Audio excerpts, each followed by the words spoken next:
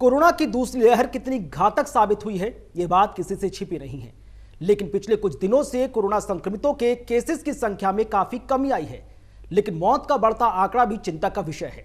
ऐसे में क्या माना जाए कि कोरोना की दूसरी लहर कमजोर होती नजर आ रही है, और ऐसा है तो तीसरी लहर के लिए हम कितना तैयार हैं? इन्हीं तमाम चीजों पर खास चर्चा के लिए हमारे साथ एक बेहद खास मेहमान दिल्ली मेडिकल काउंसिल के रजिस्ट्रार डॉक्टर गिरीश त्यागी हमारे साथ जुड़ चुके हैं। डॉक्टर गिरीश त्यागी, बहुत बहुत स्वागत है आपका। जी धन्यवाद। डॉक्टर गिरीश त्यागी, जिस तरह से मैंने कहा कि पिछले कुछ सप्ताह से हम देख रहे हैं कि धीरे धीरे ही सही लेकिन कोरोना का ग्राफ कम हो रहा है, और पिछले 27 दिन में पहली बार ऐसा हुआ है कि केसेस की संख्या 3 लाख से कम रिपोर्ट की गई है। तो क्या माना जाए कि कोरोना की दूसरी लहर कमजोर हो रही है? कुछ हद तक हम कह सकते हैं कि कोरोना की दूसरी लहर कमजोर हो रही है। ये हमने जमीनी तौर पे भी आप देखेंगे तो जिस हिसाब से पिछले कुछ दिनों में, अगर 15 दिन पहले की बात करें तो यहाँ पर जो एम्बुलेंस में घर पे और मरीजों को सुविधाएं, दिल्ली जैसी जगह पे भी मरीजों को बिस्तर नहीं थे, बिस्तर थे तो ऑक्सीजन नहीं थी, ऑक्सीजन साथ में आईसीयू और वेंटिलेटर की।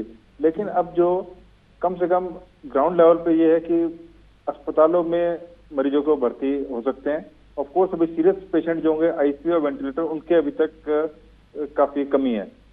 दूसरे तौर पे एक सबसे बड़ी इश्यू जो यहाँ पे आ रहा है कि अब ये अर्बन से हटके रूरल की तरफ जा रहा है, जो कि हम देख रहे हैं कि यहाँ पर रिमोट एरियाज में, यूपी में, बिहार में भी जो रिमोट एरियाज में आ रहे हैं, जिसमें कि नेशनल ह्यूमन राइट कमीशन तक को कॉग्निजेंस लेना पड़ा है, जिसमें कि कुछ लाशें गंगा की नदी में प्रभावित करी गई हैं, जिनको कि उसमें कॉग्निजेंस लेके यूपी गवर्नमेंट और बिहार गवर्नमेंट से उसने या सेंट्रल गवर्नमेंट से पूछा भी उन्होंने। तो ये भी एक बड़ा एक विषय है जो कि हमने क्योंकि हम अर्बन पॉपुलेशन पे तो जहाँ पर डॉक्टर्स या फैसिलिटीज अवेलेबल हैं, लेकिन जो रूरल पॉपुलेशन में जहाँ पे विलेज है, जो असली भारत है, यहाँ पर की सुविधाएं कम हैं और लोगों की जागरूकता भी कम है, तो इसको बड़ा मद्देनजर गवर्नमेंट को इस हिसाब से कदम उठाने पड़ेंगे। जी डॉक्टर साहब, जिस तरह से आपने कहा कि अब शहरी क्षेत्रों से कोरोना संक्रमण ग्रामीण क्षेत्रों की तरफ बढ़ रहा है, शहरों में जब कोरोना संक्रमण आया तो यहां पर हमने देखा कि बेड की कमी पड़ गई, ऑक्सीजन की कमी पड़ गई। अब ये कितना खतरनाक साबित होगा अगर गांव में केसेस बढ़ने शुरू हो गए तो? बिल्कुल, गांव में केसेस बढ़ने शुरू हुए तो बहुत ही खतरनाक होगा, क्योंकि गांव में तो यहाँ पर फिर भी अवेयरनेस, शहरों में दिल्ली मुंबई पर असली जो भारत है वो रूरल पॉपुलेशन पे है, क्योंकि यहाँ पर एक जो इंडिया जो रिप्रेजेंट कर रहा है वो दिल्ली, मुंबई या कलकत्ता या मद्रास में नहीं कर रहा है, ये रिमोट एरियाज के यूपी में, बिहार में, उड़ीसा में ये रिप्रेजेंट कर रहा है। और यहाँ पर जहाँ पर फैसिलिटीज हमारी नहीं के बराबर है, मतलब फैसिलिटीज है, एक गांव में कोई एक क्वालिफाइड डॉक्टर आपको नहीं मिलेगा, कुछ किलोमीटर तक सिर्फ क्वैक्स के सहारे रहेंगे लोग बाग, और अवेयरनेस भी वहां पर कम है। तो उनको प्लस जो एक आज की डेट में कोरोना का सिर्फ एक इलाज वैक्सीनेशन जो हम कह रहे हैं, वैक्सीनेशन जब हम देख रहे हैं कि यहाँ पर दिल्ली जैसी शहर में जहाँ या मुंबई जैसी शहर में भी वैक्सीनेशन की कमी है जी। और लोग बाग जागरूक होते हुए वहां पर, लेकिन अगर वैक्सीनेशन जो विलेजेस में जब जाएगा तो सबसे बड़ी दिक्कत वहां पर होगी कि लोगों में जागरूकता कम है, लोग आसानी से आएंगे नहीं, प्लस वैक्सीन अवेलेबिलिटी की भी दिक्कत रहेगी। दूसरी चीज, अभी जैसे गवर्नमेंट ने लगा रखा कि रजिस्ट्रेशन के लिए आपको मोबाइल के जरिए, इंटरनेट के जरिए या अपने लैपटॉप के जरिए आपको रजिस्टर कराना है, उसके बाद आपके पास एक ओटीपी आएगा। लेकिन जो विलेजेस हैं जहाँ पर मैं कह रहा हूँ कि जब बार जहाँ पर इंडिया रिप्रेजेंट कर रहा है हमारा, वहां पर इंटरनेट की दिक्कत है, लोगों के पास मोबाइल नहीं होंगे, तो आपको अपना सिस्टम बदलना पड़ेगा वैक्सीनेशन के लिए भी। यहाँ तक कि लोगों को वॉक इन पेशेंट को अलाउ करना पड़ेगा, एक वैलिड अपना आधार कार्ड या अपना वोटर आईडी कार्ड या जो भी उनके पास एक आईडी प्रूफ है, उसके जरिए लोगों को हमें वैक्सीनेशन के लिए भी करना पड़ेगा जागरूक। जी डॉक्टर साहब, आपने वैक्सीनेशन की बात की और कहा जा रहा है कि इस बीमारी से, संक्रमण से बचने के लिए वैक्सीनेशन ही एक रामबाण इलाज है। अब ऐसे में एक नई चीज निकलकर सामने आई कि 2 डोज के बीच का जो गैप है वो बढ़ा दिया गया, और इसको लेकर बहुत ज्यादा कंफ्यूजन है। लोग कह रहे हैं कि इससे उनके शरीर पर क्या असर पड़ेगा, कहीं पहली डोज का असर तो कम नहीं हो जाएगा अगर दूसरी डोज में लेट लतीफी होती है तो?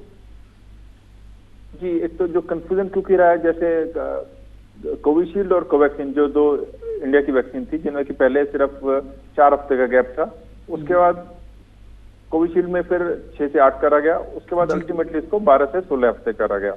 अब उसमें लोगों में और टाइमिंग थोड़ा सबसे ज्यादा टाइमिंग था, क्योंकि उस टाइम जब वैक्सीन की दिक्कत हो रही थी, वैक्सीन की शॉर्टेज सप्लाई हो रही थी, तो उस टाइम आया तो लोगों के अब भी दिमाग में कंफ्यूजन है क्योंकि वैक्सीन की कमी थी, इसलिए सरकार ने ये ऑर्डर निकाला।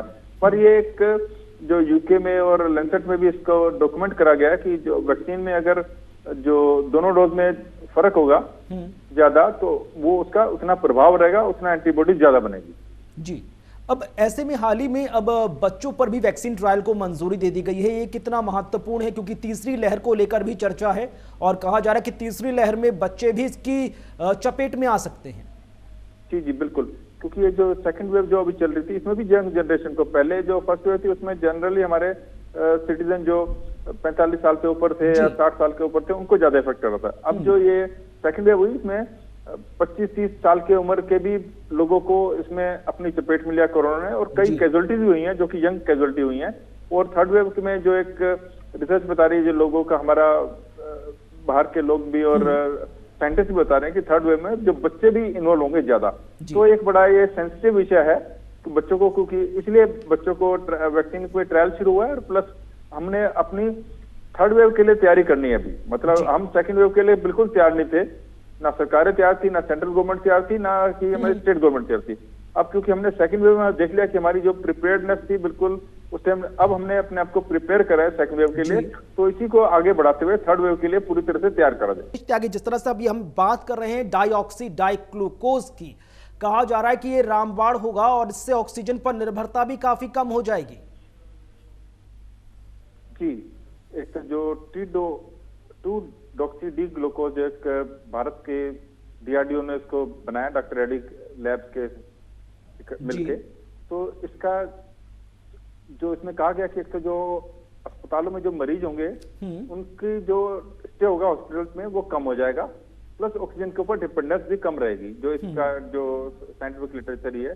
प्लस सिर्फ इसमें एक इशू ये सिर्फ ये रहेगा कि फेज 2 ट्रायल में जो ट्रायल करा गया है वो बड़ा छोटा सा ट्रायल करा गया है। फेज 2 ट्रायल में सिर्फ 110 मरीजों पे करा गया ये ट्रायल, और फेज 3 ट्रायल में करीब 220 मरीजों पर ट्रायल करा गया। तो अभी जो हमारे जब इसको लार्जर पॉपुलेशन में लेंगे तो हम इसके क्या साइड इफेक्ट होंगे ये हमें थोड़ा सा धीरे धीरे पता पड़ेगा।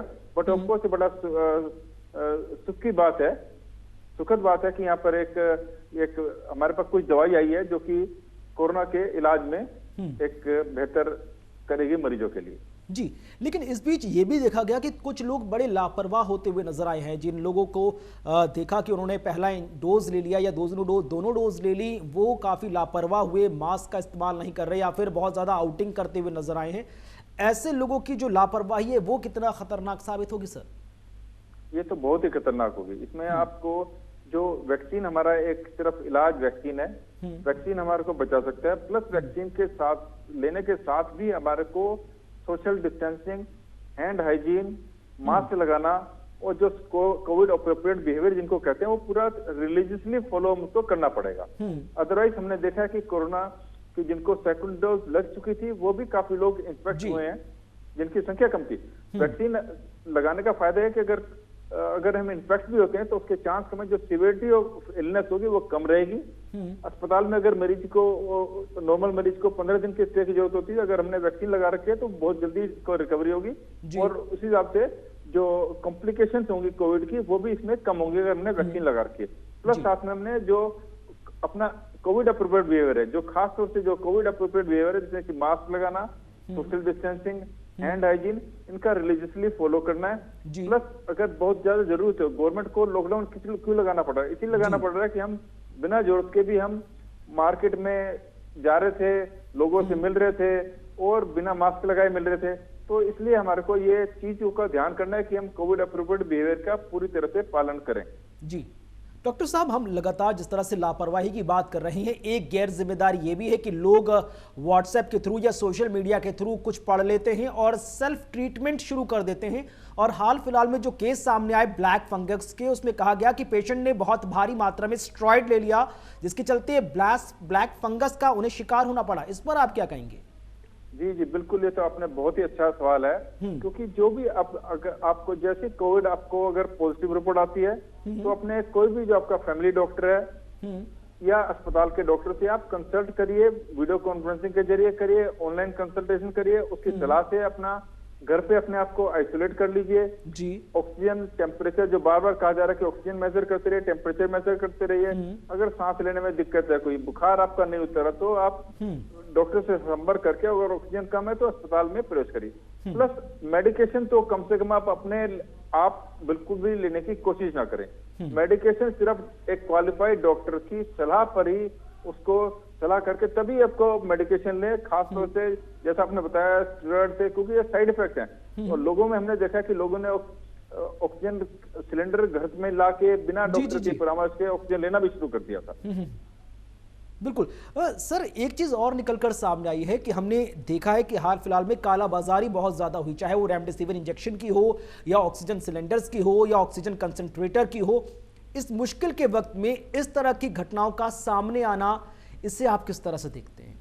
ये तो बहुत ही निंदनीय है कि जहां रेमडेसिविर के ऊपर हम ज्यादा नहीं जाएंगे क्योंकि रेमडेसिविर का एक राम बने, लेकिन ऑक्सीजन सिलेंडर या ऑक्सीजन कंसंट्रेटर जो मरीज के लिए एक दवाई है, मतलब सिर्फ आज की डेट में सिर्फ ऑक्सीजन एक ऐसी चीज है जो कि मरीज को बचाती है इनिशियली और आगे भी उसकी कॉम्प्लिकेशन करने में कम रहती है। यहाँ हमने उसकी चोर बाजारी शुरू कर दी, अपने घर पे इकट्ठे शुरू कर दिए, उनके ब्लैक मार्केटिंग शुरू कर दी, जिससे कि हमने देखा इस वेव में मरीज को ऑक्सीजन के तलब के उनकी अपने जान दी उन्होंने, एम्बुलेंस में डेथ हुई, उनकी घर पे डेथ हुई, इन बिटवीन अपने सड़क पे डेथ हुई। तो ये तो बड़ा निंदनीय है और सरकार ने अब इसको कदम उठाते हुए जो एक आगे पुलिस और डिफरेंट एडमिनिस्ट्रेशन ने उनके खिलाफ एक्शन ले रहे हैं और उसमें काफी लोग पकड़े भी जा चुके हैं। जी। लगातार हम ये भी देख रहे हैं कि धीरे धीरे जैसे जैसे आगे समय बढ़ रहा है, स्टडीज हो रही हैं और पता चल रहा है कि कोरोना संक्रमण के लक्षणों में भी काफी बदलाव हो रहा है। पहली वेव में सिर्फ सर्दी, खांसी, खराश थी, दूसरी वेव में लंग इन्फेक्शन बहुत ज्यादा बढ़ गया और अब स्किन रैशेज, खुजली होना, जीभ का सूखना, ये तमाम लक्षण भी उसी कैटेगरी में सामने आए हैं। जी बिल्कुल। और इन लक्षणों के साथ साथ जो इस वेव में ना कम से कम अगर आपका जो एटिपिकल सिम्टम्स हैं, जैसे कि आपका पेट में दर्द होना, वोमिटिंग का फीलिंग होना, जी, लूज मोशन होना, जी, और जो स्मेल या टेस्ट का ना होना, ये भी एक एटिपिकल सिम्टम। और स्किन रैश, और कईयों में सिर्फ आंखों में कंजक्टिवाइटिस टाइप से भी कुछ लोग आए हैं जो कि कोविड प्रूव हुए हैं। तो आज की डेट में मतलब इस तरह के सिम्टम भी लेकर आ रहे हैं लोग बाग, जो कि बड़ा मुश्किल है। पर लोगों को जहां उनको लगे कि अगर कुछ भी दिक्कत है तो अपने डॉक्टर से संपर्क करके और अपना अगर कोविड टेस्ट कराना है तो कोविड टेस्ट करा के, ताकि और अपने आप को जब तक उसकी रिपोर्ट नहीं थी अपने आप को माने कि हम कोविड पॉजिटिव मरीज की तरह से ही बिहेव करें जब तक रिपोर्ट आती। क्योंकि अब कई बार क्योंकि रिपोर्ट भी पिछले इतना प्रेशर था, इतना लोग बाग का संक्रमण था कि जिसकी वजह से रिपोर्ट भी 3-3, 4-4 दिन में आ रही थी। तो बिना रिपोर्ट की वेट करे हुए आप अपने घरों में आइसोलेट करके अपने आप को उसी तरह से बिहेव करें जैसे आप कोविड पॉजिटिव हैं, जब तक आपकी रिपोर्ट नेगेटिव नहीं आती। ये तो बात हुई डिजीज की, ये ट्रीटमेंट की। अब बात वैक्सीनेशन की, प्री प्रिपरेशन की। कहा जा रहा है कि जो आफ्टर इफेक्ट है कोविशील्ड या कोवैक्सीन की, उसमें बुखार आना, पेट में दर्द या कई चीजें हैं। तो कोई व्यक्ति जो वैक्सीनेट खुद को कराने जा रहा है, किस तरह की प्रिपरेशन करें, फिजिकली या मेंटली? पहले से तो जो काफी हद तक हमारी जो दोनों वैक्सीन है बिल्कुल सेफ है और इफेक्टिव है। लेकिन फिर भी जो साइड इफेक्ट होंगे, जो आपका जहां पर इंजेक्शन लगा वहां पर दर्द हो सकता है, जी, स्वेलिंग हो सकती है, बुखार हो सकता है, जो कि 1-2 दिन में ऑटोमेटिकली जो नॉर्मल दवाई आप किसी भी डॉक्टर से परामर्श करके करेंगे तो ठीक हो जाता है इसमें। पर जो आपका कोई एनाफिलैक्सिस है या आपको कोई सीवियर एलर्जी टाइप की है, तो वहां पर जब आप वैक्सीन लगवाने जा रहे हैं डॉक्टर को बता दें वहां पे जो। प्लस अगर आप जो मेडिसिन ले रहे हैं तो उसके बारे में डॉक्टर को बताइए कि आप ब्लड प्रेशर, डायबिटीज या और किस तरह की जो आप इम्यूनो कॉम्प्रोमाइज ड्रग ले रहे हैं कोई, चाहे वो ट्रांसप्लांटेशन, किडनी ट्रांसप्लांटेशन के लिए या लिवर ट्रांसप्लांट के करने के बाद, वो भी डॉक्टर को बता दीजिए ताकि वो उसी हिसाब से आपको, और वहां पर जब आप इंजेक्शन लगवाने वहां पर कम से कम जो डॉक्टर वहां बैठाते हैं आधा घंटा उसको ऑब्जर्वेशन इसीलिए करते हैं कि मरीज को अगर कुछ है तो उनके सामने उसको एहतियात के तौर पर उसका कुछ इलाज भी कर सकें अगर वहां पर कुछ साइड इफेक्ट आते हैं तो। जी, कहा तो ये भी जा रहा है कि जब आप खुद को वैक्सीनेट कराने जाएं तो खास प्रिपरेशन करें, पूरी तरह खुद को थोड़ा सा सोशल डिस्टेंस के साथ रखें, हैंड सैनिटाइज करते रहें ताकि ऐसा ना हो, क्योंकि वहां पर काफी ज्यादा मात्रा में लोग होते हैं, तो कोरोना संक्रमण ना हो जाए। बिल्कुल बिल्कुल, वो तो हमें पूरा कोविड अप्रोप्रिएट बिहेवियर की, मास्क हमें लगाना है, सोशल डिस्टेंसिंग फॉलो करनी है, अपने हाथ धोने हैं, ये तो आपने बिल्कुल इसको अभी तो ये आगे भी चलेगा बिल्कुल, इसको तो आपने रिलीजियसली बिल्कुल जैसे धर्म से करते हैं उसी हिसाब से आपको फॉलो करना है इसको। और ये नहीं कि हमने कि सरकार ने कहा है या जबरदस्ती में करना है, ये अपने दिल से आप इसको फॉलो करने की कोशिश करेंगे तभी हम इसमें कामयाबी पाएंगे। जी डॉक्टर साहब, आपको तमाम लोग जो इस वक्त सुन रहे हैं, देख रहे हैं, उनको आप क्या कुछ संदेश देंगे? क्योंकि कोरोना की दूसरी लहर भले ही कमजोर हो रही है, लेकिन हमें आने वाले वक्त के लिए भी खुद को मजबूत करना है, तैयार रहना है। सबसे पहले तो बिल्कुल आप पैनिक मत होइए। सोशल मीडिया के जैसे आपने बताया व्हाट्सएप, फेसबुक या दूसरे सोशल मीडिया पे जो आपके पास रूमर्स आते हैं उनकी बातों पे बिल्कुल ध्यान न दें। अगर आपको कुछ जरा सा भी आपको कुछ लक्षण लगता है, आपको बुखार होता है, इस तरह से आपको लगता है कोविड आपको लग रहा है, तो उसी टाइम से आप अपने आप को आइसोलेट करके प्लस जल्दी से अपना टेस्ट करा के, और जब तक टेस्ट नहीं आता उसको अपना जो आइसोलेट करके जो रहिए। और कोविड अप्रोप्रिएट बिहेवियर जो कि मास्क लगाना, जो आप भी मैं भी बार बार कह रहा हूँ, मास्क लगाना, हैंड हाइजीन, सोशल डिस्टेंसिंग, इनको आप पूरी तरह से पालन करें। और घबराने की जरूरत नहीं है, वैक्सीन आपका आ गई है। जब वैक्सीन के लिए जो भी आपका गवर्नमेंट की गाइडलाइन है उसमें आप जैसे ही आपका रजिस्ट्रेशन प्रोसेस है उसको जल्दी जल्दी पूरा करिए। जो भी आपका वैक्सीन मिल रही है उसको वैक्सीन को लगाइए। दूसरी डोज जो भी, अगर कोवैक्सीन है तो जैसे 4 हफ्ते का टाइम है, कोविशील्ड है तो उसका जो 6 हफ्ते का टाइम है उस पर आप वैक्सीन लगाइए। और अपने आप को प्लस दूसरे जो आपके फ्रेंड्स या फैमिली रिलेटिव उनको भी आप मोटिवेट करिए। अगर कोई वैक्सीन के बारे में किसी तरह की भ्रांतियां हैं लोग बाग, उनको भी आप मोटिवेट करिए कि वैक्सीन हमारा ही एक बहुत फायदे की चीज है और यही एक इलाज है जो हमारे को आगे आने वाले टाइम में कोविड से बचाएगा। चलिए, बहुत बहुत शुक्रिया डॉक्टर गिरीश त्यागी हमारे साथ लाइव जुड़ने के लिए, कोरोना से जुड़ी तमाम चीजों पर विस्तार से जानकारी देने के लिए। बहरहाल आज की इस चर्चा में बस इतना ही, हमें दें इजाजत, नमस्कार।